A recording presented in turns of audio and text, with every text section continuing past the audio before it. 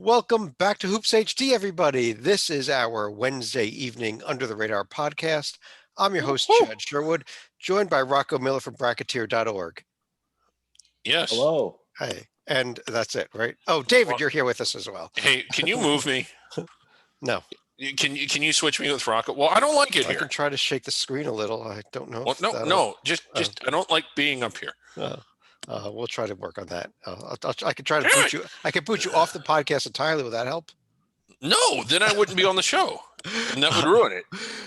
This is our Under the Radar podcast. We're recording it just for point of cloud here about 10 on Wednesday Eastern on Wednesday, February 10th. So we have a few games under the radar that are going on tonight as we record this. Actually, most of them have gone final, just a couple left that are still going. Yeah. But David, why don't we start by you telling everybody what it means to be under the radar?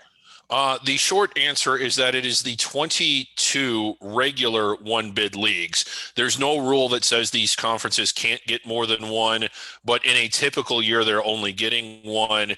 What it is not is the Power Five conferences, which is the Big 10, Big 12, ACC, SEC, and Pac-12. Did I say that one twice? No, Probably. I didn't. Okay, probably. But it's not the Power Five, nor is it the other five regular multi-bid leagues, which is the Atlantic 10, the Mountain West, albeit maybe not this year, the Big East, the West Coast, and the American. I got them all. Yeah, congratulations. It's the other 22 leagues. The other disqualifier is if a team from one of those 22 leagues is ranked in the top 25, which Loyola Chicago is, they are not under the radar. You are on the radar if you're in the top 25. I think we all agree to that. Right. So we get to the Missouri Valley Conference in a little while here tonight. We're not going to be talking about Loyola. We can, though, talk about Drake, who was briefly on the radar in the top 25, now backed out off of it. Yeah. After they So do we congratulate them? Congratulations for coming back under the radar, Drake. Good job losing that game. Yeah, like when we do our top 10, they are re-entering the top 10 because they were not in it last week. If they got votes to the top 10, they might. Presumably they did. Also, of course, the Ivy League not playing this year, so we're really only discussing 21 conferences. But what I like to do is start every week with a feature conference that I'd like to surprise you guys with, just for the fun of it. And this is a conference that, while I have not actually gone back and watched all our old podcasts, I know that we don't get to every conference every year as our feature conference. I can pretty much guarantee you we have hit this conference at least once every year. And I think this was a really good week to hit this conference when we look at the standings, because things are so bottled up. I know exactly where you're going. Conference here in Hoops HD. We are going Northeast Conference today as our feature conference. The great Northeast Conference, the only league I believe that has never gotten a team out of the round of 64 in the NCAA tournament, but we don't care. Right. Chad, I almost texted you today saying you better make this your feature conference. Now, it is a little bit of an unusual year. Normally, in a normal year, you don't have teams playing 2 and 3 and 5 more conference games than any other team at a given point. But still, look at this. You notice Bryant in first place with 4 losses, and 7th place Wagner also with 4 losses. The first and 7th place teams are tied in the loss column. And about after at this point in the year, in the second week of February, that is unbelievable. Yeah. Rocco, even more so this year, there are only 4 teams making into the Northeast Conference tournament with COVID this year. They go with a smaller tournament format. Mary Mac, who is back in their usual place, tied for the lead, is not eligible. So if the tournament was right now, I guess it would be Bryant, Fairleigh Dickinson, Mount St. Mary's, I think, would be there. I don't know what the tiebreakers would be between LIU, Sacred Heart, and Wagner at this point, even. Yeah, many leagues at this point are going to go off win percentage. I haven't heard of a league announce that they won't do win percentage, but I can't confirm on the NEC. I think that's why you're seeing such mixed results. Like Fairleigh Dickinson was 2 and 4, played the 2 best teams supposedly in the league, and beat them both in sweeps. That would be Bryant and LIU, and now all of a sudden they're tied for first. So what you're seeing is FDU, they have a pretty good team too. They were just underperforming. It's good to see them putting it together, by the way. But what you're seeing is just these huge efforts from the teams that are, maybe a win or 2 away, and it's just creating some amazing games. Even without that, we probably would get amazing games anyway. But it's just an extra element for us. Right. And you look at St. Francis of Brooklyn a week and a half ago, they were up there, I think, in second place. Right. You fall apart. Yeah, I mean, awful. They Yeah. got swept at home by Wagner. They also got swept in the Battle of Brooklyn series with Long Island. Suddenly they're sitting there 4-6 and not quite out of it. Not as bad as Central Connecticut SFPA, but they've got no margin for error left here with the 6 losses now with what you see going on. Correct. Yeah, I thought LIU came ready after they got upset themselves a couple of times for the Battle of Brooklyn. So we'll see. I mean, I think Fairleigh Dickinson, LIU, and Bryant will probably be the three I feel the best about. And Mount St. Mary's probably has the best team after that. But all these other teams, you never know. Like anything can happen on any night in the NEC. Can Yeah, I something mean, we'll see whether or not Wagner uses the sweep at Brooklyn at St. Francis Brooklyn to springboard them up now. Even Yeah, Right. it's an added element. The conference tournament only taking 4 teams, but even if it were taking 8, or even if it were taking all 10, these are still really intense games because they've always played the conference tournaments at campus sites. So, and that is a huge advantage, especially in this tournament. We've seen it time and time again how much that makes a difference. So, I mean, just an unbelievable year. I just wish it was being played under normal circumstances, because the atmosphere at these games is, we say it every week, but the reason we keep saying it is because it's true. It's incredible. Like in these little gyms, just the energy and the intensity at these games.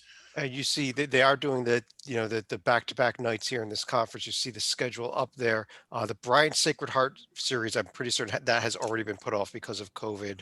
I think the rest of the series are go, although Rocco probably tell me something else is canceled as well. But the really interesting series, if it happens, is Fairleigh Dickinson Wagner. This is the only one that's not at the same site. This is going to be a home and home, which you get against one opponent in the NEC, and that's going to be this weekend. If Wagner's making a run, they just swept Brooklyn. This might be their chance. Yeah, Fairleigh Dickinson better prepare for that 349 tempo, because Wagner loves to play like snails. Yeah. So yeah, that'll be interesting going, across the river to play each other each way. Yeah, it should be a good week. And just on the schedule, it looks like you got that right. Sacred Heart's the team shut down. Bryant should be back in action a week from today against Merrimack. Okay. And we actually see SFBK and Fairleigh Dickinson coming in Tuesday and Wednesday next week. That might be a makeup series. Why it's that some of these teams they are trying to get as many of these games in, I believe, in the NEC here as they can. Yes, and that is correct. But this is gonna be fun the rest of the way. So download the NEC Front Row app or go to necfrontrow.com. You can watch pretty much all these games there. Absolutely. Yeah. Great. It's just such fun basketball. It's a great app. Download the app. And you see there's some teams here that when you look at Bryant, Fairleigh Dickinson, Long Island, and SFBK with their tempos, real fun basketball. And of course, the contrast of style you see with Wagner's and the Mount St. Mary's in this conference. Yeah, and again, it's based in the Northeast, and in a lot of the teams in New York and Massachusetts. It's just so much fun. I mean, only SFPA is the only real outlier at this point. Right, Robert Morris used to be in here, and they were kind of a pair out there in Western Pennsylvania. But let's go through the rest of the leagues, though, and we're going to start things off in alphabetical order over in the America East, which, it's just been, Rocco, it's been pretty much heartbreaking that we just cannot see Vermont basketball almost ever this season. It's a shame. Yeah, they've had multiple shutdowns, right, Chad? So Yep. it is a shame, and you would hope for the best that they don't have a third or fourth shutdown. I'm not sure if they've had 2 or 3, but they definitely have had at least 2, because they need to get some of these late games in February to have a chance to get rolling in March and actually be in position to win a game in the tournament, which I think we all agree they're the team that would have the best chance. But you can't overlook UMBC either. They've been a top 200 team themselves. They're up to, I think, 170 now in the Palm ratings. Got a nice sweep over the weekend. So they got a couple good players, Brandon Horvath and RJ Idlerock, contributing, and they're getting more consistent play in, 13-4 overall. Obviously a great coach. So I think those are the 2 best bets for the league. Yeah, and an Well, interesting conference tournament format they've gone to here. We may have mentioned this a couple weeks ago, but the top two seeds will in the American East will get buys into the semifinals. The mhm. third and the fourth seeds will host little mini 14 pods at Yes. their conference sites that Yes. will almost be seeded correctly, but they might switch a team one seed spot for geographic purposes, even in those little mini pods. Uh, and and they I don't even Cool. know if they've announced it yet, but there will be a neutral site for the semifinals and the finals. Not a neutral site, but a predetermined site for the semifinals and the Predetermined. finals. Okay. There'll be three little So mini bubbles is what you'll get out of yeah, the bracket is what the old Horizon League looked like when they did it correctly. Yeah. Yeah, You know, it's a standard yeah, ladder format bracket, but just with mini pods for each right. little And spot there. I miss those days because like not only was it this format, but it was at campus sites all the way through, and it was fantastic. It was the best format. But yeah, Vermont, I can't help but think that like we have not seen them at their ceiling, and we may not Well, we have at not any seen them at point all, this year. David. Well, we That's haven't so, seen yeah. them at all, but like you know, their three losses.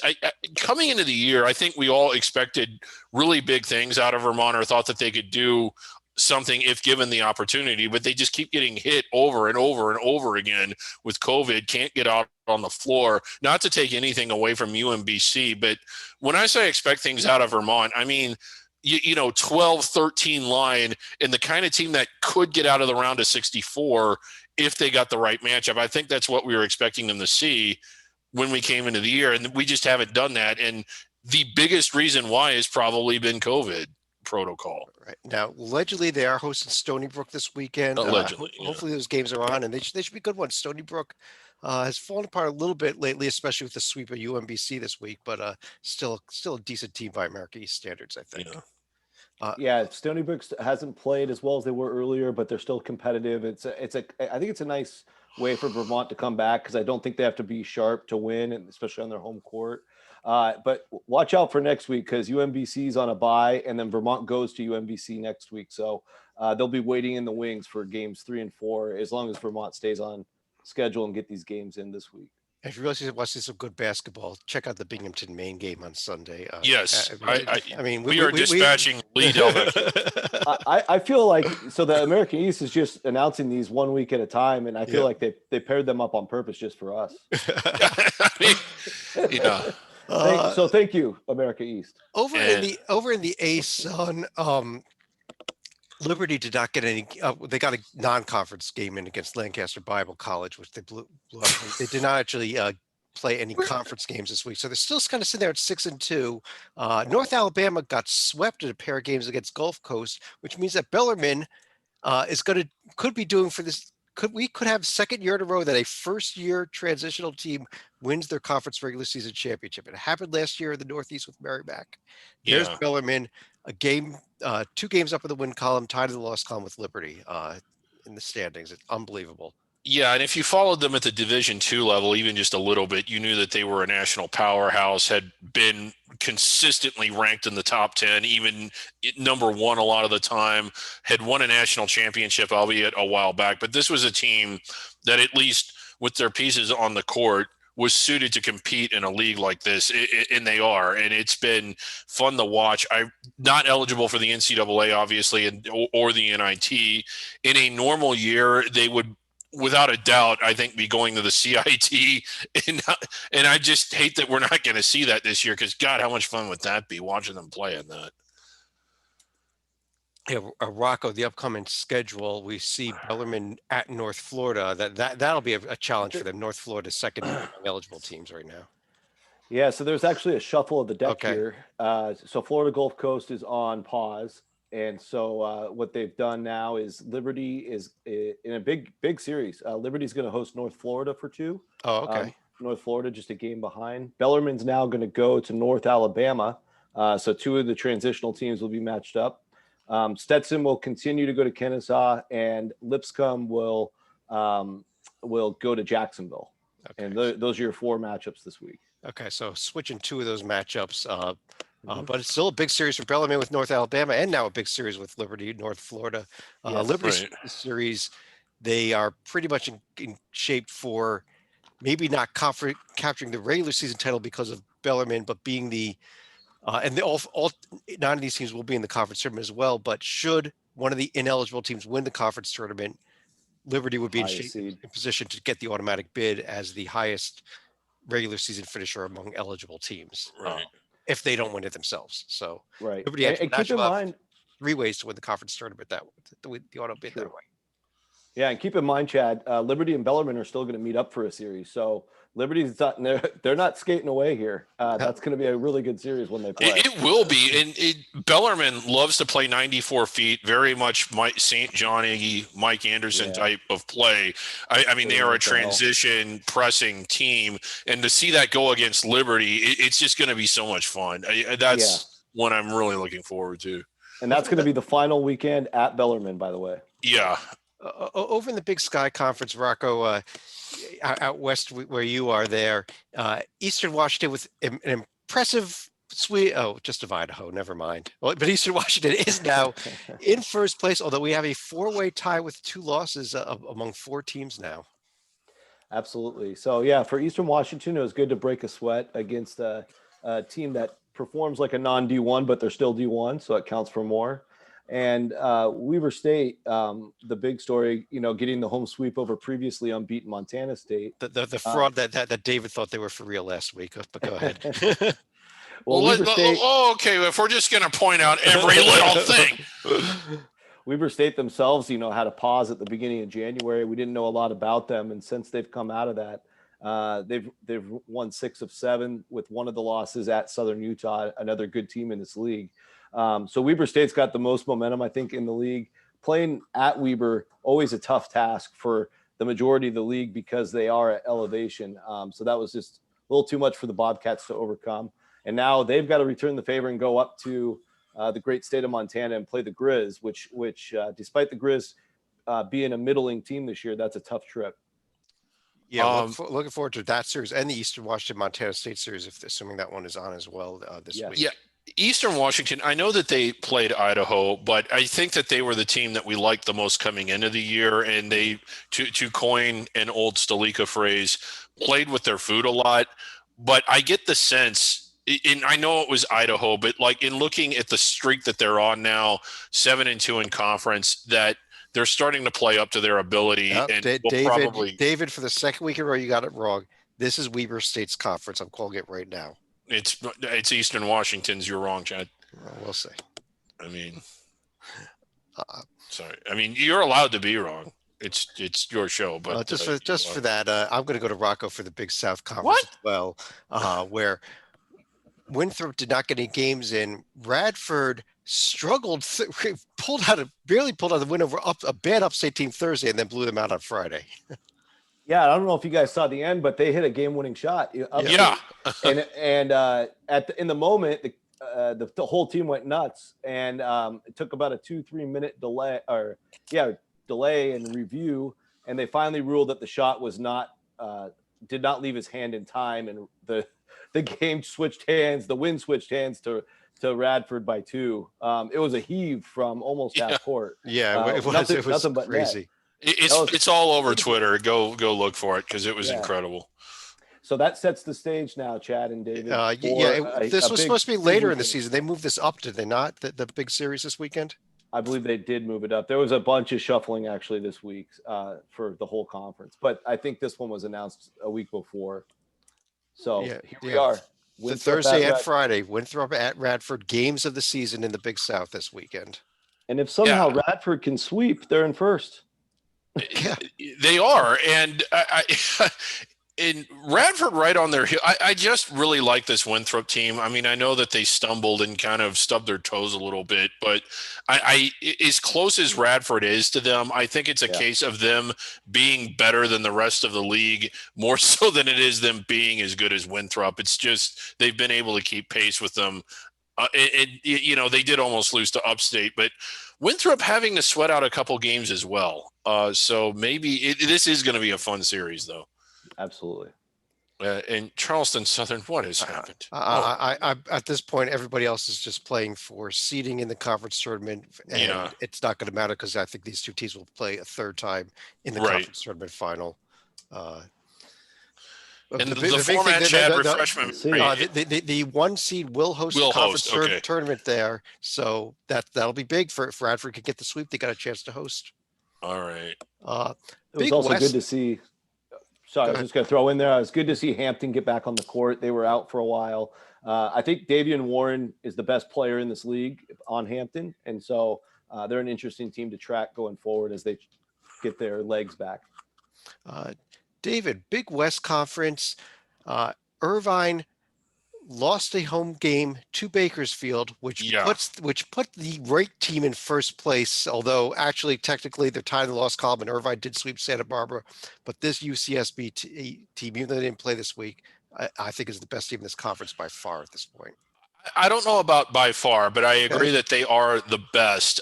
Irvine a little bit, just the night before they blew them out. So, I mean, you kind of just figured, I don't know if they were sleepwalking or what, but it was a little bit of a disappointing performance. But I've liked the Gauchos all year long. I was just really impressed with the Eaters once conference play got underway, but they had struggled before that. But Well, because their first two games of the conference season were hosting Santa Barbara and sweeping them, so we were all impressed by them then. yeah, then, well, it was and that's what they have Mhm. is the two wins over Santa Barbara. But I think the Gauchos, despite that, are probably the better team. Rocco, your thoughts on this Gauchos team, who I believe has a trip out to the island this weekend, if it's on. That they do, Okay. and that will be tricky. Every trip to the island is tricky. I like the Gauchos team quite a bit. I think just the way that they've manhandled a lot of teams. They're currently on an 8-game winning streak still. They, as you mentioned, had last week off, but just Ja'Cory McLaughlin's an Oregon State transfer. He's been there for 2 years now. He's a Pac-12 caliber player. He's the player of the year probably in the Big West right now. They also like their point guard is Deverell Ramsey. He's a kid, he doesn't do a lot scoring wise, so he doesn't get a ton of attention, but he's actually leading the nation right now in assist to turnover ratio. He started all 13 games, 15 assists to just 11 turnovers. It's like unheard of. Over 5 assist to turnover ratio. He's the only player in the country that can say that. So they're just playing really efficient basketball, well coached by Joe Pasternak. Although their last time out, they went to overtime with UC Davis, so they're not untouchable. It'll be really interesting how it goes in Hawaii this week. Yeah, and the other huge series this week, Irvine is at Riverside, the Yes. battle of the second and third place teams there. We've been very impressed with what this Riverside team has done so far this season, and if they can, especially if they could sweep Irvine, but even a split there, would be huge Yeah. for them. And if they're at think- home, I think they can. I think Riverside wins at least one. That's my Yeah. call. Yeah, and you've been big on them all year, and it is one of the better stories in college basketball. But do they have the muscle to do this level of lifting? They did. One of their bigger moments. They did almost beat USC. I think what they'll do is they'll turn on the game film from how Bakersfield shut down Irvine because they just mucked that game up and Irvine couldn't figure it out. Riverside plays a very similar style as Bakersfield.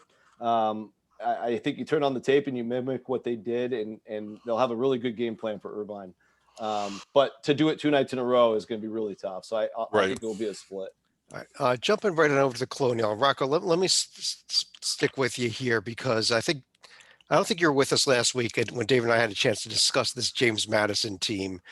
Picked up another win in a rescheduled game against Elon that they snuck in there in the middle of the week this week.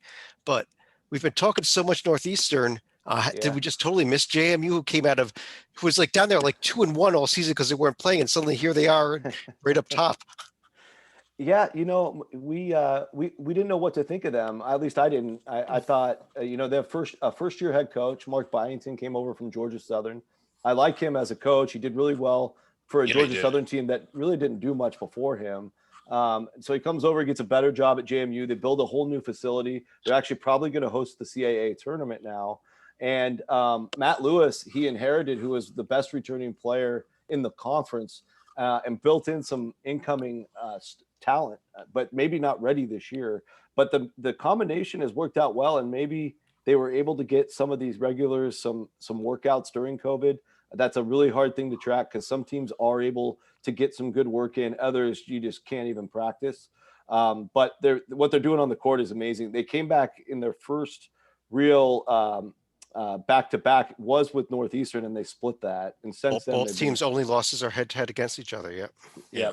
And then they've won 4 straight since. So they look great. Yeah. And David, upcoming this week, we see allegedly James Madison was supposed to be at Wilmington tonight. That game went off. But I see James Madison hosting Hofstra this weekend. Wilmington, I think, has been shut down. That's the Northeastern at Towson, allegedly. Yeah. The JMU Hofstra series is big. Hofstra, while they haven't always played up to the ceiling, one of the better teams in the conference and still capable, I think, of winning the conference tournament in a knockout format. They're not going to be by pick to win it, but I think they're definitely in the discussion. Yeah. I know that I always bring this team up, maybe more than I should, but I still think College of Charleston has it in them to make some noise. I don't see it with this, not this year with Charleston. I just don't see it, especially because unlike in what happened for several years in a row, Charleston is not hosting the conference tournament this year. As Rocco said, I think it was announced it's going to JMU this season. It is going to go to JMU. And unfortunately, Charleston a couple weeks back lost Galloway for the year with an ACL. But, besides that, David, I agree with your general point because I think Earl Grant's an underappreciated coach. Very underappreciated. Well, I'm a big fan of his. I just don't see it this year. That's the only thing. You don't want to play him in the CAA tournament still, but yeah, you're right. Them winning the whole thing is going to be tough. Let's jump over to Conference USA, where the story all season has been Western Kentucky. Of course, the story this week was not Western Kentucky because they haven't been on the court. The other story, though, I guess, has been UAB, who did pick up a pair of wins over UTEP. David, it is now 9-1. With, if you go by overall record, conference record only, which you really shouldn't in this conference, right? They're the best team, right? If you go by that, let's pull some team sheets while you talk. Go ahead. Yeah, are they actually the best team? I don't know, and I'm assuming like UAB is one of the team sheets that you're going to pull. That's very good. One of the issues with UAB is you will notice is Rice, UTEP, Southern Miss, Middle. These are teams without winning D1 records. So while they're taking care of business in the games that they have, and that's really all you can do, almost a circumstantial disadvantage or unfortunate thing is that they just haven't. How many teams have they beaten with winning D1 records? It's not that many. And when you compare them to Western Kentucky, who has won at Alabama, at Marshall, beat Memphis, beat Rhodey, beat La Tech, I mean, the quality of wins just blows UAB's away. Right. And when I look at this, I look at the fact that UAB is getting votes at both polls and Western Kentucky is not. They both have against tiers 3 and 4, 2 losses, and they've won everything else, which is what you're supposed to do. Because I consider both pretty much even there. But you look at the top 2 quadrants, UAB won in East Tennessee State, a decent win, but Western Kentucky, like you said, 4 pretty good wins, at least 3, maybe not the Marshall home win as much. And the 2 losses, a respectable loss to West Virginia and a loss at Louisville. You can't say that's awful. I like this Western Kentucky team way better than UAB if you want to compare profiles. Yeah, I like their profile better. I like their team better. Now, let me qualify that. What Andy Kennedy has done at UAB is impressive, and what they're doing. It's impressive to schedule as well as it did also. Yeah. I mean, I know that like UAB is having a much better year than what I thought they'd have, but I just don't think that they're to the level of Western Kentucky yet. The overall health of this program, I think, is pretty good, but are they as good? I just think their 16-2 record is a little bit of a mirage. Well, Rocco, according to the schedule here, UAB will get a good test at Louisiana Tech if they go in Western Kentucky back in action against Rice. It's a dang good test, I think. And honestly, it's UAB's 2 biggest games on their schedule. They don't play WKU. They don't play Marshall. They don't play a lot of the better teams. And this is their toughest test. I do think Louisiana Tech will win at least one of them. There's a decent chance Louisiana Tech will sweep this. They're a dangerous, dangerous team at home. They've only lost once at home all year, and they're an underappreciated team all around, I think. So is North Texas, and I thoroughly enjoyed that North Texas Louisiana Tech series. That was a fun one. Those are 2 good teams. And 2 teams very capable of winning the Curtin tournament as well. Yeah. As far as WKU and Rice goes, I'm pretty curious to see how it goes because Rice is a team for whatever reason. The last couple Fridays, they've been the first team to play, so of course I'm going to watch them. They're playing at noon my time on Friday afternoons. I'm all about it. But Rice plays really smart. It makes sense. The school that they're at is a really, really darn good school. They play like that on the court. They don't make very many mistakes. They have good bigs. Not like the most athletic team, but you see them play like Southern Miss last week and watch Southern Miss make a million unforced errors. Rice will eat that stuff up for lunch. If WKU doesn't play tight, Rice might find a way to nip them. So WKU's got to bring it after a long streak. And while it hasn't happened that much, Rocco, we've seen this from WKU for the last 5 years, 6 years, maybe the last 20 years. Mm-hmm. They have a tendency to do what we used to call clusing. Well, but I think they got that out of their way. I hope with the Charlotte loss. It was a very, very bad loss. You never know. I hope they got that out of their system. But let's keep rolling along here over to the Horizon League, where Wright State picked up the sweep at what we thought was a decent UIC team earlier this season at Rocco. Not only did they sweep them, they absolutely demolished them. Yeah, they're turning on the Jets lately. They've last 3 in a row by 20 plus. I think in each series they've had one blowout at least, and now they're not even messing around in the other games. So their numbers predictive wise are going through the roof. They're in the 50s now, I think, in KenPom and a lot of other. I think Eric Haslam's rankings has them in the top 30. Wow. So they're blowing the analytics out the window. And it's a lot of it's deserved. They have a veteran team. Loudon Love's still there, and it'll be kind of a shame if they don't win the conference tournament. Only if it's not Cleveland State either, because their story is tremendous as well. Yeah, Cleveland State, great story. Cleveland State is winning games, David, but that's all you could say. They are coming up with the W, but not looking like a great team in doing so. No, and Wright State does most of the time, but not always. Like if you look at their 3 losses, at least in conference, they've all come against teams that they've also beat, and not just beaten, but blown out. Right. And it's just this real anomaly. Like, how is it that I don't know if they just get overconfident and blow out a team and then sleepwalk the next day, or if they just sleepwalk the first day, then get really mad and blow them out the second day. but Wright State is capable. And when I don't mean Wright State is good enough to where they should be beating everyone. Like they shouldn't even have the 3 losses that they've had they played up to their ability. And you got to wonder, like, if they get to the round of 64, how dangerous are they? I think they are a very dangerous team, which is where we're going with this. And see, they've got Milwaukee for a pair this week, and Cleveland State's got Detroit for a pair, allegedly. Rocco probably canceled those games on me. Yeah. Well, Cleveland State Detroit is on ESPNU on Friday night. That's so cool. Like, because Detroit's won 5 in a row. This is the best year Detroit's had in a regular season that I can remember. You got to watch Mike Davis's. Yeah. Rocco, I have to correct you on one thing. In we do Detroit have Horizon League fans. Detroit Mercy. I knew it right away. I'll tell you what, Rocco. But watch that game, please. Rocco, just for that, I'm going to give you the next conference tonight instead of David. So there you go. Okay. The Ivy League. Oh, the Ivy League. Okay, so Princeton Mercy is looking real good this year. Yeah. All right, just kidding.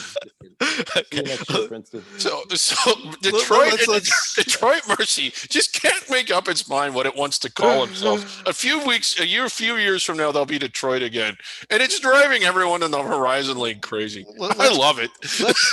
Let's in all seriousness, though, jump over to the Metro COVID Conference. I mean, the Metro Atlantic Conference. This is another conference that, I mean, you sit there, you look at Iona. I don't know if they're good or not. They've only played 4 conference teams, and they're shut down again here. And Siena can't get on the court barely. So Rocco, I think you give the auto bid to Monmouth because they're the only team that's been playing. Is that the way we've been playing? And the only team that looks like tournament caliber. Well, St. Peter's to a degree, but Monmouth actually plays like an exciting brand of basketball. They're fun to watch. As we've discussed before, there's a lot of rough and tough offenses in this league that don't like to really run. Yeah. So, it's a little tough to watch some of the games, but, Yeah, Iona is supposed to get back on Friday. Let's keep our fingers crossed it happens. And it's a big That's the one. rivalry game with Manhattan Yeah, too. with Yeah. Manhattan. And St. Peter's, while I mentioned them, I think it's amazing what Casey and Defoe's doing. Their big man, he's just shattering records. He averages over 4 blocks a game, which he's the only player in the country doing that. So he's worth the price of admission. Fun story there at St. Peter's. We've talked about him a few times this year. Yeah. One of the things I love about this league, just going off the cuff here, is how defensive focused it is. Like just grind it out slow, and then you got Monmouth with the tempo of 5. The only team that It plays is a great. half decent tempo is Quinnipiac down there. Yeah. But let's jump over to the Mid-American Conference, which Oh, we've been singing the praises of Toledo,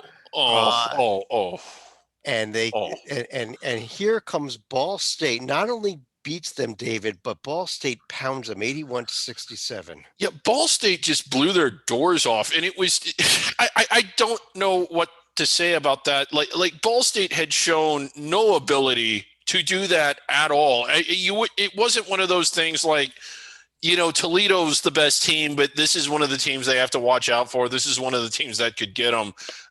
There are teams in this league that you would describe that way, but I don't think Ball State was one of them, and they just dump trucked them.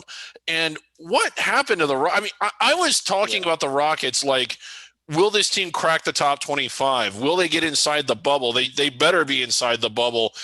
And then you see a game like that, and you're like, this is still a good Toledo team. I don't want to overstate it, but from a profile standpoint, we have a selection committee guessing expert. How much was undone by that loss, Rocco? I think it probably takes them completely off the map. Ball State's a sub 500 team, a plus 200 ranked team. And quite frankly, I hate to be harsh, but I'm surprised this didn't happen to Toledo sooner. They are super, and I've mentioned this before, they're a super 3-point reliant team, and all it took is a bad shooting night and anybody could beat them, like Ball State proved. They were 7 for 32 from 3. They only took 35 twos and didn't make half of those either. So if they get cold, they've been able to pull it off, and they get really good looks, and they're getting better at the system. But you have to figure over a 25-game season, this is probably going to happen to them a couple times a year. It has in past years, and it's killed them in past years, and it finally hit this last weekend. Right. And going back to that profile, the only team that really blew them off the court prior to Ball State was Michigan. They lost to Xavier, but were right in there. Lost to Baylor, I think, Bradley, in overtime or on a last-second shot. It was way back around Thanksgiving. I can't really remember, but they were in virtually every game, and they had a smattering of good wins too. The win at Kent State, the win at Marshall.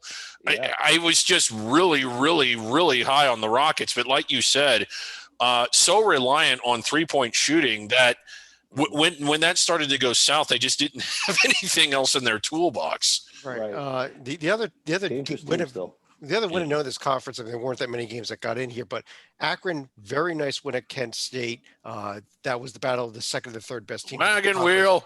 And Akron now clearly taking possession of being the second best team in the conference with that win. Yeah, certainly. And Chad, I think that was a microcosm as well. Unfortunately for Kent State, they lost their second best player, Michael Nuga. He's out for the year now.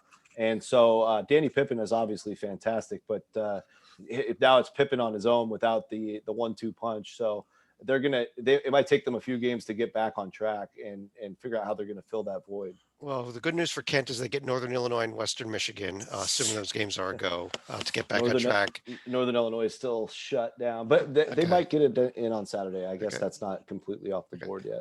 We've got Akron at Miami of Ohio and hosting Northern Illinois if it happens. And we've got Toledo hosting Bowling Green and Miami of Ohio. Also, assuming these games happen, and Rocco's probably going to cancel them all on me, but let's play those, please. We're going to go to the Mid-Eastern Athletic Conference where we had some news here. We've been crying almost about how awful it's been for Howard not be able to get on the court, and they have finally just decided to not get on the court at all. They have shut down for the season. So much for Maker, so much for the Howard Bison. They finished the season 1-4 overall. A win over the Hampton team that you spoke about earlier, Rocco, as being one of the better teams in the Big South, but that's their only win on the season. But we do have 8 teams that are on the court. You see Delaware State in red because because of an APR, they are ineligible for the MEAC tournament, but the other 7 are. And we did see Morgan State have a good week with the win over Delaware State, and FAMU in the South Division, a pair of wins over North Carolina Central as well. Real good week for FAMU. That NC Central team was coming back from a long shutdown. So, and FAMU's had their own shutdowns. But I think they're both legitimate contenders. FAMU played some teams tough in the non-league. In fact, beat Austin P. They beat somebody. Yeah, they beat Austin P. Yeah, okay. Beat Austin P. And Norfolk State had a nice little sweep to get revenge over Coppin, who had swept them a couple weekends before. Unfortunately for this week ahead, we only have one. I've got Coppin State that one on Monday. Do I have it wrong up there on the screen? Oh, is that right? They beat Norfolk pretty good. Norfolk didn't look all that good. Yeah, okay. I thought that was a split, but you said it was a sweep, so you shocked I me there. apologize. Yeah, maybe I didn't see the final score. I just had it in my head that Norfolk swept them. So credit to Coppin. They beat Norfolk 3 out of 4 this year. Yes. There's only one game this week in the league, which actually should be pretty good. Morgan State at Norfolk. Norfolk at Morgan. Yeah, I like the way Morgan State's been playing, and it's unlike most of the rest of the conference, they've actually been able to play. I really would like to see North Carolina A&T get on the court, but yeah, me too. Because it's been seemingly forever, and they have 4 pretty cheap wins. I think they're all against the bottom of the league. I think they all against South Carolina State, weren't they? Or Delaware State too, maybe. I don't know. They don't play cross division, so I think it was only SC State. Yeah, go ahead. I'm just sick for Howard. I mean, it was shaping up to be a really special year. Under normal circumstances, it probably would have been. And Rocco's made this point before. They didn't just have a top 100 player; they had a lottery pick caliber player, and he goes down, so they don't get to showcase it. And then it gets to the point to where it's just with COVID, they can't even end up playing the season.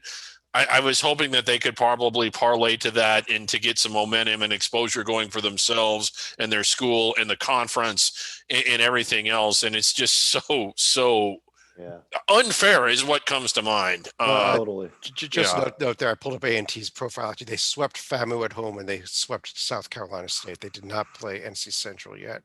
Well, at least FAMU is respectable. I'll give them that. Yeah. So they got 2 wins, and again, they're not going to play the North Division teams until the conference tournament. So, let's jump over to the Missouri Valley Conference, where David could just ignore that team in first place because they're not under the radar.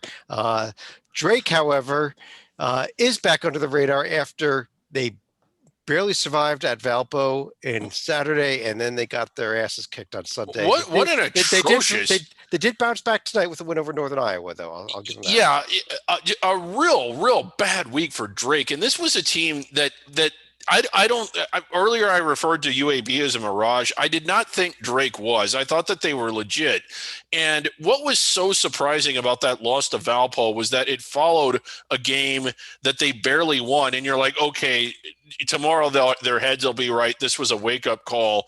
And it wasn't. Again, teams lose. It happens. Like, you don't have it every night. You have an off night. You go up against a team that just has a better night. But you don't often see like a situation like that to where I was just surprised that it was such a close game the first night and then it was a blowout the second night. Well, Rocco, you are the selection committee guessing expert here. They've got this series at home against Loyola Chicago. Let's assume it's a split. Let's assume these 2 games are split. Is this Drake team, and let's assume Loyola Chicago that then wins the tiebreaker, wins the 3rd game in the conference tournament final. Do you put Drake in with 2 losses to a top 2 tier 1 losses and the loss at Valpo? I probably would. Yeah. Okay. I probably would. I think that's a good enough year, especially in the 11th best conference, possibly the 10th best. They still could pass the Mountain West. They're right behind them. I think Drake right now is probably just a few spots above the cut line with this loss. And you can't really punish them for splitting with Loyola Chicago if that's what happens, even though it is at home. Their metrics are so crazy that they might be able to, get a lot of respect for that. So, I think, what I'm hoping for Drake, because I do want to see them get to the tournament, is that there was just the pressure was mounting, the attention was mounting. A lot of the players at this program probably never expected to be on an 18-0 team, 19-0 team, whatever they got to. And, they're getting ranked. They're on ESPN every night. It's a whole different experience. And they know they had a huge bullseye on their back. So now that's out of the way. Looks like they played with a lot more clear heads tonight. Won by 21, got back to their old self. So I'm hoping that's what it was. I just think they had a big bullseye on their back, and they really struggled with Illinois State the week before and barely won one of those games. So yeah, and they really need. I mean, the other important games, even more than the Loyola Chicago games, you got to look at those 5 games and probably a quarterfinal game in the Arch Madness as well. That they've got to win those games. I mean, those are. Yeah. I mean, at Northern Iowa, and especially at pair games at Bradley, they're not. Those are not exactly easy games, and you can't mess up on those. Just real quick, 30 seconds here, Chad. There's a shout out to another team, and they're not necessarily a conference front runner or inside the bubble. Can we pull up Evansville? Sure, David. The same way we do every week, but go ahead. Yeah, I'm really impressed with what Ted Licklider's doing. I know you tell us every week, but go ahead. And just really turning them around. They've got a real impressive 8-10. But this team was so awful. You're right. This team was awful last year. Did not win a single conference game. And I just love remembering Kentucky on the road. I just love remembering that they beat Kentucky and then lost every single conference game after that. And Walter McCarty made one of the most spectacular exits ever. Anyway, and they made Loyola Chicago sweat a little bit. Last week, so that was good. A really good step for them too. Yeah, right. You've got obviously the only games worth watching. I think the Missouri Valley this week are the pair games, Loyola at Drake. But I mean, Valley does have fun games, so there will be other good games here on the schedule. Yeah. The Sycamores are on fire too. So the trees. How about the tree? Go ahead, Rocco. Yeah. No, I was just gonna say. I think they did lose once last week, but they've been playing really good ball. They got a kid, Tyreek Key, that can really play, and a fun team to watch. They're getting better every time out. They're actually going to be at Evansville this weekend, so there you go. Free advertising, Evansville and Indiana State. We got a bunch more conferences to get to, and we're running pretty slow here. So let's keep moving as we jump over to the Ohio Valley Conference, where Belmont did keep up exactly what they've been doing. They blasted Eastern Illinois on the road. They blasted SIU Edwardsville on the road, but you know what, Rocco? Morehead State kept pace. They took care of Murray State, and they won at Eastern Kentucky. I'm sorry, they beat Austin Peay in a very close game that they almost lost, but they did win it. I mean, this Morehead team, they're resilient. I think what they've done in most of their games, especially on this hot streak, is it gets late in game and they really turn up the heat and they close strong. They do really well in the final 5 minutes of games. And, we've talked about Janai Brome. I think I got it right this time, hopefully, being one of the best freshmen in America, not just the OVC. I mean, this kid is dynamite. I try not to tweet about him or Wendell Green over at Eastern Kentucky because I don't want one of the big schools to take him over the summer. So I'm really trying to, if anybody's watching this, you earned it. But, I mean, it's really cool to see. I mean, this program is totally turned it around this year. I think they're playing just as well as Belmont. I can't wait to see them play each other on Saturday. Yeah, well, we've got a great week for this week. We got the third place team, Eastern Kentucky, at Belmont coming up Thursday. Morehead State at Belmont coming up Saturday. I assume these games are a go. These are. I think that they are going to play again in the. I think they call it the Valley of Death trip there to Eastern Kentucky and Morehead State at the end of the season. So I mean, a real exciting finish with Belmont playing both Eastern and Morehead twice between now and the end. Another Eastern Kentucky kind of having a rough week, but I agree with Rocco on Morehead State because at first, it's up to 11 straight now. And this was against the team that basically showed no signs of life at any point prior to this year. So what a turnaround that's happened there. And The Yeah. way they play, like you said, they finished strong. And while they haven't played Belmont yet, they've played Eastern and split. They've played Jack State, beat them twice. Played Austin P, beat them. Played Murray, beat them twice. I mean, it isn't Crazy. just that it was a backloaded schedule. They've played a lot of the better teams in the league. Yes. Yeah, so they what- lost. They lost to Edwardsville back in December. This is a whole different team now. Yeah, it is. No, it was back when Insane. Edwardsville was undefeated, but Yeah. There you go. I think Edwardsville got shut down right after that game. But let's jump over to the conference that is the 2 games and only a pair of Loyola Lafayette games.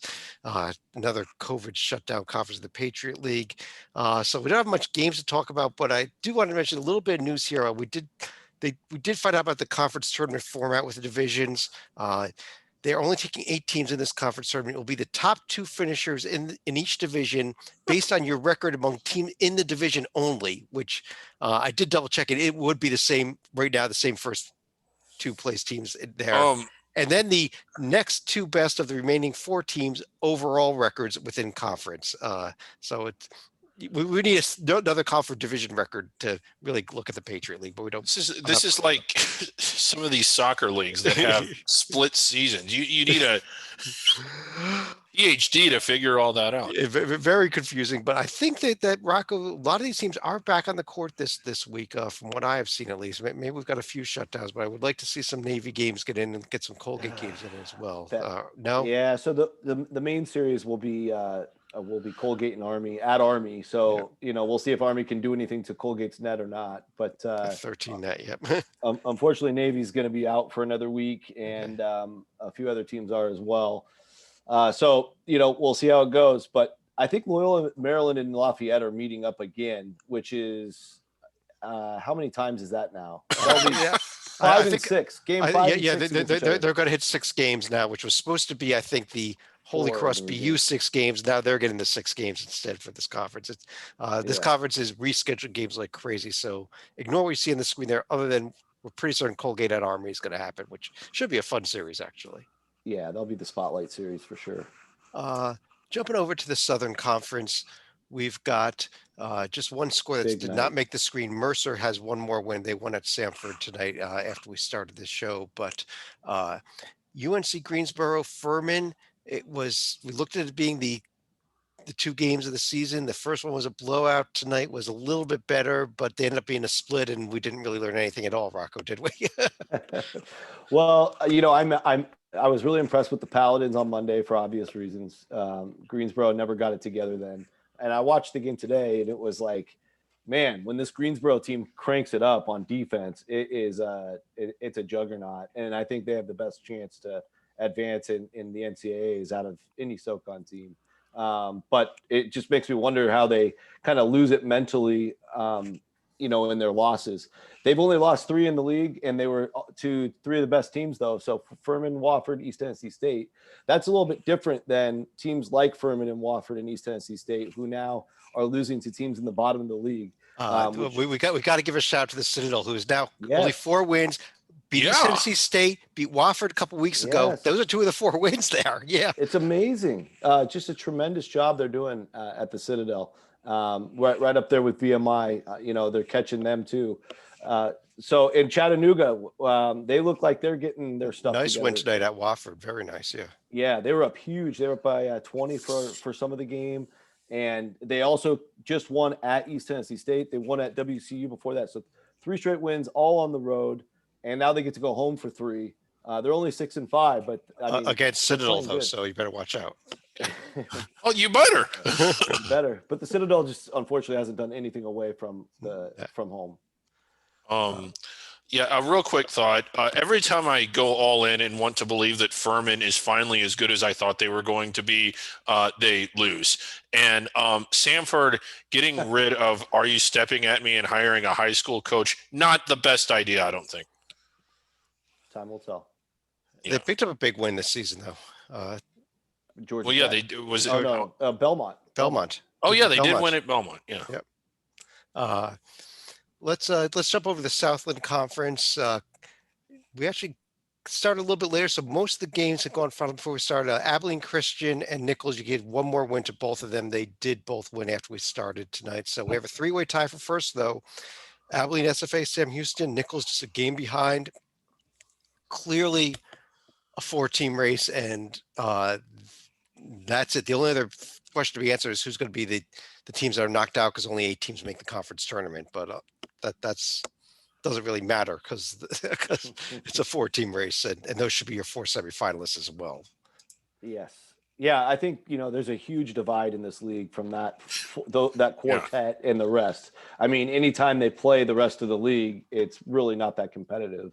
I don't think anybody's. I think there was one game where ACU was at Corpus and they only won by 5. Corpus is given a couple teams tough battles, believe it or not. Yeah. Believe it or they not. can't win a game. It's amazing. I don't believe it, but they have. Yeah. Nichols has the huge advantage of not playing any of the top 3 anymore, but they unfortunately lost to Sam Houston. If they had won that, they would be in cruise control, watching the other 3 knock each other out. And now we're just kind of waiting around until February 24th until the next real big showdown. Yeah. None of the top 4 are playing each other this week, so there's probably not much to really circle unless it's an upset in the Southland. But David, jumping right over to the SWAC, where Prairie View actually did not get on the court this week, but they're sitting there in Right. 6-0. And, I mean, I kept saying that Jackson State, I didn't really believe in them, but they went and they won at Southern, who I thought was decent by SWAC standards. And, maybe we should be paying more attention to Jack State. Well, I mean, we should on the grounds that they're 6-0, undefeated in conference play, and kind of keeping pace with Prairie View. I like what Grambling's doing. I was never the believer in Alabama A&M that you were. In fact, We weren't really. Nobody. 4 games. When was the last time they won 4 D1 games? Or 6 Alabama A&M, total. 6 Yeah. D1 wins. But the story in this league, though, happened Monday night, and it was not the Jackson State win over Southern. It was Mississippi Valley State, who had been was being blown out by 30 to 40 points by other SWAC teams in like the bottom half of the SWAC, went to Alabama State and picked up the amazing road win. In overtime. Congrats to the Delta Devils. Or was it overtime? We were watching. No, it was regulation, I believe, but Yeah. it wasn't overtime. It might have been. Whatever it was amazing. It was a win that absolutely shocked me. I did not think the Delta Devils would win a game this season. So I didn't either. And with that win, they move up to number 354 in the overall average rating. But does this kill their centenary chances? Absolutely. It's a road win. It's a D1 road win. They're off the board for winning our look what they did on Saturday. 93-58 lost to Alabama A&M. Yeah. That's what I expected. This is coming from a person that wanted to give the centenary 1 year to a 6-win Pitt team. I still think I got a new award. And well, you did get a new award created. Yeah. And I think that Pitt team was that awful. But moving, actually, real quick look at the week ahead. Rocco, if it's a go, Prairie View at Jackson State. It's not a go. As of right now, they're not even on each other's schedule anymore. So hopefully they can make that up, because if they stay undefeated, obviously we'd love to see them play before the SWAC tourney. But Jackson State on Monday will get Texas Southern, and that will be, I think, their biggest test to date. Okay. So that's where we are. Rocco just canceled the best game of the season in the SWAC. Right. And quick note of the conference tournament, they did announce that all 3 rounds of the conference tournament will be in Birmingham, as opposed to the first round being on campus sites, as it's been for the past few years. I think they're going to split the quarterfinals over 2 days because they'll have the women there as well. Summit League. This was where South Dakota, when they beat South Dakota State in the Battle of the Dakotas back in December, we thought it was just a fluke. Sure enough, they come out. They did it again Friday night before finally South Dakota State won 1 out of 3 against the Yotes coming up on Saturday. But I think, Rocco, the Yotes proved that they were for real to me this weekend by getting that split. Yeah, they did. And the game they won, they shot like crap too, and they still were able to pull that out. I mean, they play pretty effective defense, clearly. South Dakota State was in a major slump that first night. You saw how the score just skyrocketed in game 2. They were in the low 60s in game 1, then they got up into the 80s in game 2. And that's what the Jackrabbits want to do. They want to speed you up. So Coyotes lost control that night. But they played 3 times and they got 2 out of 3. I mean, the Coyotes, to me, have a little bit of a grip until they lose. again, and the Summit tournament is going to be pretty interesting.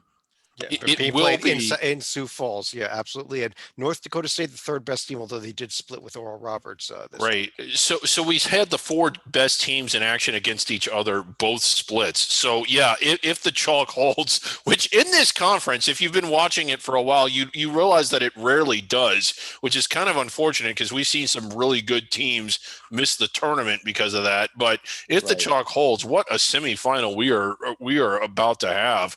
And I'm with you. I thought it was a fluke. Chad was a believer in the Yotes long before I was. I just thought South Dakota State had a bad night, but when they beat them for a second time, it's kind of hard to ignore that. Yep. We got an interesting South Dakota State at Oral Roberts this weekend, assuming those games are a go. Yeah. While the Yotes are at North Dakota. And David, one of your favorite rivalries, Denver at Western Illinois. Yes, I'm very much looking forward to that one. That might be Western Illinois' #1 rival. Yeah. South Dakota State, 4 losses on the year, 2 of them to the Yotes, and another one to, I want to say it was West Virginia, wasn't it? I mean, like pretty tough. Yeah. So when they're not playing South Dakota, they're pretty good.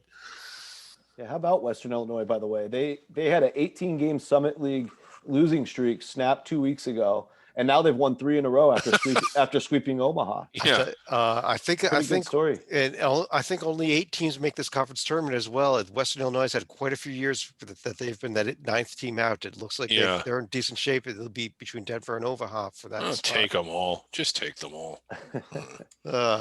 South Dakota State, Oral Roberts, by the way, should be really good basketball to watch. Yeah, it will be. And it's down at the bottom of the wheat belt, which favors Oral. So maybe we'll get a split. In conference schizophrenia, aka the Sun Belt, I have completely given up on being able to say who we like. We were a week ago. We did our bracket rundown show. Rocco, you were talking about how Louisiana, who had it as a 16 seed, would be a first round winner. You like them so much. They get swept by Arkansas State. Little Rock Arkansas State's getting there. Little Rock can't do anything. Now I guess we're back on Texas State now because they sweep Little Rock, and now they've got the best conference record, but they've lost to a non-D1 team, so I don't know what to make up for this league. Well, Texas State, check out their breakdown. 4 wins over Little Rock, 4-0, 3 losses to Louisiana. I mean, there's your kryptonite for you. So outside of that, Texas State's beating the rest. Louisiana Monroe is the doormat of the league. This week, UT Arlington, who they've been on the fringes for a while, they'll get a crack at Texas State. These two schools don't like each other. Should be a pretty good 2-game set. And one of them looks like Thursday night's going to be in Arlington and then back down in San Marcos on Saturday. So this should be pretty interesting. And then over on the other side of the league, South Alabama has been really turning it around. Quite a win the other night over Georgia State. But they get Troy, who beat up on Appalachian State when they got hot. So who knows now? Yeah. And how about Georgia State, who? Good job. Scott Cross is a fantastic coach, by the way. But Georgia State, who I really liked, is just pitiful all of a sudden. Actually, they just came back, so they give them a couple games. This looks like it's actually rivalry week here. We got we got the Troy South Alabama, Georgia Southern Georgia State, the 2 Texas teams, the 2 Louisiana teams, the 2 Arkansas teams. So and this Arkansas State, they just swept Louisiana, and we can make fun of Louisiana. That's deserved. But Arkansas State getting a lot better. They're getting really good guard play. I watched those 2 games. Right. We jump over to the Western Athletic Conference, where I guess we first of all need to congratulate New Mexico State for finally getting their first D1 win. I didn't think I'd ever be saying that in the middle of February, but congratulations to a team that I thought would be, probably on the 12 line heading into the season for getting their first win in February. But that's the season we've got. I guess so. We talked about it on Monday night. The story was, obviously what happened at UTRGV with Lou Hill was, such a tragic story. Yeah, it was passing away. But on the court, Dixie State and Seattle swept. Tarleton got a couple non-D1 games. This conference is still just having so much trouble getting games in, and we're sitting there with Grand Canyon, who didn't play at 6-0, still in the first place. David. Yeah. And again, it's kind of hard to not be behind the Lopes right now. Between four transitional and or otherwise ineligible and or otherwise shut down teams. Right, and I don't think the Lopes are playing this week, Rocco. And I don't know what's up. I haven't heard if UTRGV is going to play or not. So we may get New Mexico State, Yeah, Seattle. That might be it. Yeah, so UTRGV is going to wait until the 19th to come back. Right. That's for obvious reasons, and we send our best to them. I actually thought they have a pretty decent team. They lost a tough one to Texas Southern on Saturday, but we'll see how they bounce back. Grand Canyon also waiting to play Cal Baptist a week out. So we really this week only have Utah Valley hosting Dixie State, the Battle of Utah in the WAC. And then we also have New Mexico State making the trip to Seattle. I think you might have said that. And that's it. Yeah. So it's a light week in the WAC again, trying to get some games in here, trying to see if we can at least get all these teams up to 12 games before the conference tournament, I think is pretty much the goal here in the WAC, and then figure out the seeding from there. Real quick, David, Front Range time. Yeah. And congratulations to Colorado State with their sweep at Wyoming in the border war. Yeah, is jumping now into in first place. Look at that. Yeah. And again, an automatic bid on the line so long as it's Colorado or Colorado State inside the bubble. Exactly. But now Colorado State is not quite done. It's not on the schedule for this week, but I believe they do have the pair of games with Air Force left. So yeah. So we've got two more. That's going to be exciting stuff. We want this league back. Oh, the top 10. Let's go to the top 10 real quick. Some honorable mentions. These are teams that did not quite make the top 10. We had Liberty not quite making the top 10. I think this is the first time they've been out all season. We have Furman, Navy, South Dakota State, Eastern Washington, Morehead State, and number 13 net Colgate getting an honorable mention. Congrats on that number 13 net. Oh my God. Oh, they shouldn't be eligible because they're top 25 net, right? Yeah. Well, I agree with the first half of that statement. They shouldn't be eligible. Let's go at number 10. Abilene Christian coming in at number 10 there in the Southland Conference, back in the polls for the first time since early this season. Yeah, good for them. Like to see that. Coming in at number 9, we have Akron. Ooh, Akron, that's pretty high. Off of the wagon wheel win, getting to our top 10. At number 9, we have UAB with that very strong record and great wins against Tier 4 teams. Yeah, blowing up Tier 4. UC Santa Barbara coming in at number 7. Yeah, UAB more Tier 4 wins than Kansas right now. UAB is, I think, might be leading the nation in Tier 4 wins. Tier 4 wins, yeah. Great state at number 6 there. I think we are. All right. Number 5, we have Winthrop there, the Big South. Yeah. Wow. At number 4, we have Toledo. Still high. Despite the loss, still way up there. Yeah. Belmont coming in at number 3. Love this Belmont team. Right above them, Western Kentucky. Ooh.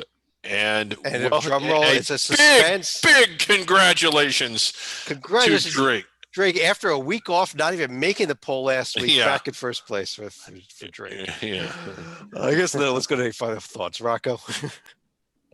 Well, that was incredible. I think I had that exact same top 10. Maybe Toledo and Winthrop were flipped. But besides maybe I only counted your list, though. I was like, is this like my honorary night? Usually I have like 5 teams wrong. Yeah. So, yeah, good show, guys. I think I just want to give a shout out to some players that were nominated for the Lute Olson midseason watch list. It's a national recognized award. Usually only above the radar players make it to the finals. And I thought it was a pretty high number of players from under the radar that were on the watch list. So 7 total. And that would be Charles Bassey, dominant big man for WKU, Lauren Christian Jackson, outstanding guard for Akron, Tavian Kinsey, a guy I probably should talk about more from Marshall. He's just an outstanding player. Moose from Belmont, Terry Taylor, the all-everything player from Austin P, Roman Penn, who we get to see play quite a bit now at Drake, and Cameron Krutwig, who is temporarily over the radar, but he is in the Missouri Valley Conference from Loyola Chicago. So shout out to those guys, and let's hope one of them gets to the finals. Absolutely. David, want to finish us off? Yes, not on the happiest of notes either. Something, and this is not breaking news. It happened a while ago, but I don't think it's been mentioned on the show or on the site. The Division III Winter Championships, which of course includes men's and women's basketball, have been canceled by the NCAA. The stated reason was because of low participation. That was certainly a part of it, but I think the other one is just the concerns of, with the resources that those schools have, how do you put together a 64 team event when teams at the D1 level back in November were having trouble putting together 4 and 8 team MTEs? And it is a little bit, I think there is a plan in place to get the Division I tournament in. I would, not to sound like a broken record, but 2 things I'll mention every week is I'd like to give a shout out to Evansville, and I wish they were postponing or not postponing, but moving the NCAA tournament back to help ensure that it can be played without interruption. But I'm starting to get a little nervous, guys. I don't think the move back is going to happen. In fact, today they announced it won't. They announced absolutely the will game not. times of the TV networks. They're doubling down on it. Yeah, and it absolutely will not. I'm just hoping they're able to play it. And I guess the next question would be is, if a team is shut down but might be able to come back Tuesday or Wednesday, would they adjust the schedule? Would they push games back? Would they be playing first round games and third round games at the same time? Who knows? Which I'd rather see that than them actually, I would too. Putting forfeits in place or something like that, which would be awful. But I guess on that note, I do want to thank everybody for joining us. Let's get the view back up here. And David, you wanted the bottom? You got the bottom. Yeah. Okay. Thank you. Well, no, wait a minute. I liked it better up there. On behalf of David Griggs, Rocco Miller, you can check him out at bracketeer.org. Thanks for joining us, everybody. We will talk to you. We'll be back tomorrow night with a Bracket Rundown show, and next week with a whole nother slate of podcasts. Have a good night, everyone.